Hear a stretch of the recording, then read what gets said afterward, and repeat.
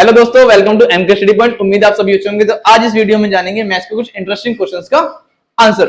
जैसे कि आप सभी ने स्कूल लेवल में क्या पढ़ा होगा कि 1/0 इनफिनिट नहीं होता है, बट कोई कोई आपसे बोलता होगा नहीं 1/0 क्या होता है, नॉट डिफाइंड।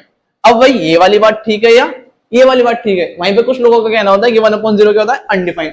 अब नॉट डिफाइंड और अनडिफाइंड में क्या डिफरेंस है ना भाई? सुनने में तो दोनों सेम लग रहे हैं कि आप चाहे नॉट डिफाइंड बोल दो चाहे अनडिफाइंड बोल दो, बात तो एक ही है। वहीं पे आपने स्कूल लेवल में क्या पढ़ा होगा कि 1/∞ क्या होता है, 0। अगर हम इस वाले केस को एक थोड़ी देर के लिए मान के चलते हैं करेक्ट है, हालांकि करेक्ट है, देखते हैं। तो आपने क्या सीखा है कि अगर मैं इन्फिनिटी को इधर ले जाऊं और 0 नीचे आ जाए तो 1/0 क्या होना चाहिए, इन्फिनिटी। 1/0 किसके बराबर आना चाहिए, इन्फिनिटी के। और हम यहाँ पे क्या बोल रहे हैं कि 1/0 किसके बराबर नहीं आ रहा है, इन्फिनिटी के बराबर नहीं आ रहा है। तो कहीं ना कहीं ये वाली बात तो होगी गलत। अब इन्हीं सब बातों का या इन्हीं सभी कंट्राडिक्शंस का हमें क्या फाइंड करना है, आंसर। तो बिना किसी देरी के स्टार्ट करें, चलो सबसे पहले हम बिल्कुल बेसिक डिवीजन के रूल पे चलते हैं। जैसे आप सभी ने, मैं आपसे पूछूं कि मान के चलो आपके पास में 6 टॉफीज हैं, है ना, उनको डिवाइड करते हो 3 लोगों में। कितने लोगों में, 3 लोगों में। तो हर एक बंदे को कितनी टॉफी मिलेंगी, 2 टॉफी मिल जाएंगे आराम से। सेम ऐसे अगर मैं आपसे बोलूं कि अगर 10 बिस्किट्स हैं और उन्हें डिवाइड करते हो आप 5 लोगों में या फिर 2 लोगों में, कितने लोगों में डिवाइड करते हैं, 2 लोगों में, तो हर एक बंदे को कितने बिस्किट्स मिलेंगे, 5।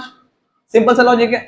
सेम अगर मैं इसी कंसेप्ट में ये बोलता हूं कि मान के चलो कि कुछ एक टॉफी या एक बिस्किट है और मैं उसे 0 लोगों में डिवाइड कर रहा हूं। कितने लोगों में डिवाइड कर रहा हूं, 0 लोगों में।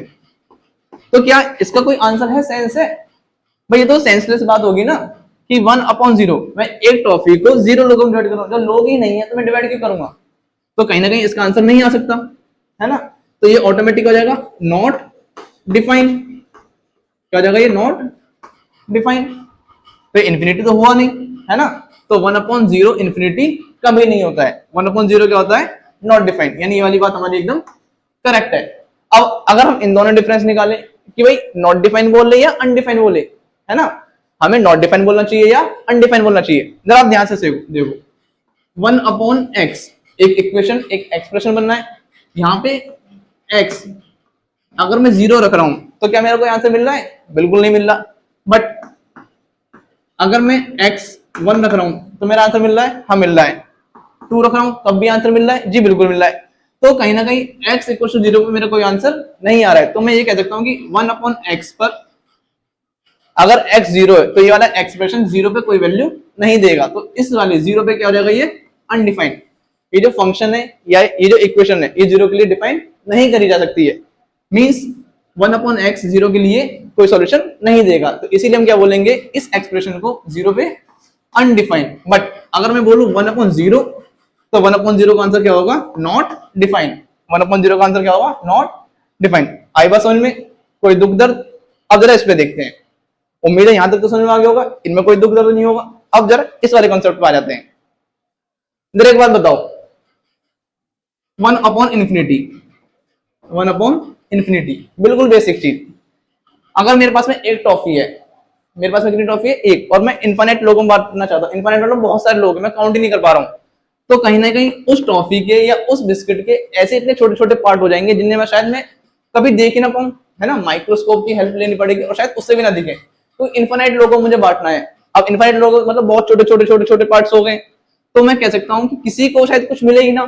तो उस केस में मैं क्या कह सकता हूं कि यहाँ पे क्या आंसर आएगा मेरा, 0, कि किसी को कुछ मिल ही नहीं रहा ना।